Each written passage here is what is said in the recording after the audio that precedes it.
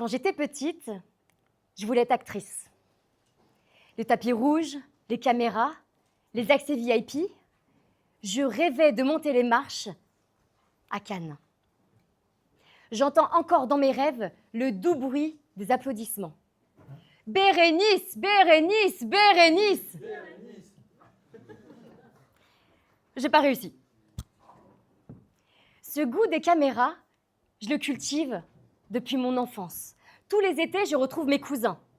Pas de réseaux sociaux, pas de télé, pas de distraction possible. Enfin si, une seule, notre imagination. Alors, munis d'une caméra, pour les plus anciens d'un caméscope, nous voilà à écrire, improviser des films pour faire de l'ennui notre plus bel allié. Parmi mes 15 cousins, Guilhem est au montage et aux effets spéciaux. Thomas est à la perche du son. Diane écrit les scénarios. Et moi, je décroche les premiers rôles de mes 7 ans à mes 17 ans. Me voilà dans la peau d'une journaliste, d'une cambrioleuse ou encore de la directrice de la DGSI. Tous ces souvenirs, ces moments partagés, ont ouvert des vocations aux membres de ma famille. Guilhem est monteur chez TF1. Diane écrit et réalise des podcasts. Et moi, je suis gestionnaire de patrimoine. Où sont passés mes rêves de gosse? Vous savez, ces rêves qui surgissent quand vous marchez dans la rue et qui vous accrochent un sourire nostalgique? Les miens sont toujours accrochés à mes rêves, à mes lèvres. Aujourd'hui, je suis conseillère en investissement. J'accompagne plus de 170 clients à investir et j'accompagne et je forme des personnes à devenir indépendantes, à faire le même métier que moi, à peu près une quarantaine. Et à ce titre, je fais partie d'un réseau d'indépendants de plus de 3000 personnes dont je suis la porte-parole, non pas à la tête. Et grâce à ça, je monte régulièrement sur scène. Alors, ce n'est pas Cannes, mais il y a déjà les caméras. La parole influence les décisions. La parole fédère des équipes. La parole porte des projets. Chaque mot compte. Chaque phrase compte. Et maîtriser la structure, les arguments, le rythme ou encore l'humour et la poésie, c'est trouver la clé de la porte qui était fermée devant nous. L'année dernière, j'ai reçu un message assez émouvant d'une ancienne camarade de classe qui m'écrit « Bonjour Bérénice, je suis en train de questionner toute ma vie. J'ai une expérience de vie personnelle compliquée avec un enfant en bas âge. Je me suis rendu compte que je vivais pour les autres et que je me suis oubliée. J'ai envie de me choisir personnellement et professionnellement et j'aimerais savoir si tu peux m'aider à regagner confiance en ma parole. » Bah oui, bien sûr que j'ai envie de t'aider. Mais comment je fais? À ce moment-là, j'ai pas de méthode. J'ai juste mon envie de transmettre. Quelques semaines après, une conseillère de mon réseau d'indépendants me contacte. « Bérénice, j'aimerais que tu m'aides à structurer mes idées pendant mes rendez-vous, à moins perdre mes moyens devant mes équipes. » Et là, je comprends. On me prête une compétence, on m'accorde une légitimité. L'envie de transmettre la prise de parole devient évidente. Mais attention, je ne veux pas faire n'importe quoi, n'importe comment. Je veux parler et pratiquer et transmettre des méthodes éprouvées, testées et surtout que je connais. J'ai rencontré Elliot en août 2024, lors de la première escapade rhétorique, un week-end immersif dédié à l'apprentissage des arts oratoires. J'informe Elliot de mon souhait de devenir coach en prise de parole. Non, Bérénice, on dit mentor. Ok, Elliot, j'ai pas entendu ce mot-là depuis 10 ans, mais pourquoi pas. Un coach travaille une compétence, un mentor transmet une exigence. Ok, ça prend son sens. Et il ajoute, Bérénice, j'ai envie de te former aux pratiques de la fabrique des orateurs, afin que tu deviennes une mentor de référence. Est-ce que tu es partante? Après quelques temps de réflexion, assez long, c'est-à-dire 5 minutes. J'accepte. Être formée aux techniques avec la fabrique des orateurs, évidemment, je ne peux que dire oui. Un mentorat, ce n'est pas juste une méthode, c'est une expérience. Et je crois qu'il se vit 3 choses pendant un mentorat.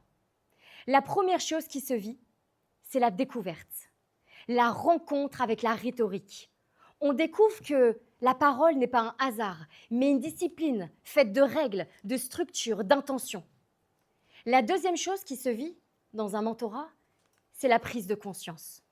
On comprend que la parole se travaille, que chaque mot, chaque silence, chaque structure peut être choisie pour soutenir l'idée que l'on pense.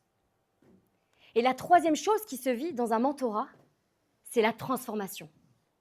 En maîtrisant les rouages de la parole, notre confiance grandit. Et notre manière de décider, d'agir, d'oser, change. Alors, on aurait pu accompagner nos mentorés sans outils, sans méthode. Mais on n'aurait pas eu la même influence. Et ça, je l'ai compris lorsque j'ai assisté à la formation d'une prise de parole d'une confrère. Il n'y avait pas forcément de référence à la rhétorique, pas de méthodologie spécifique. Et là, j'ai compris. J'ai compris le pouvoir de la rhétorique, un art complexe, mais une fois maîtrisé, qui transforme. La prise de parole, c'est un petit peu comme un médecin.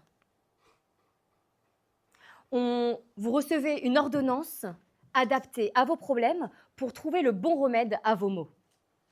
À la Fabrique des orateurs, on vous prescrit une ordonnance sur mesure, alignée avec vos objectifs. C'est un mentorat personnalisé.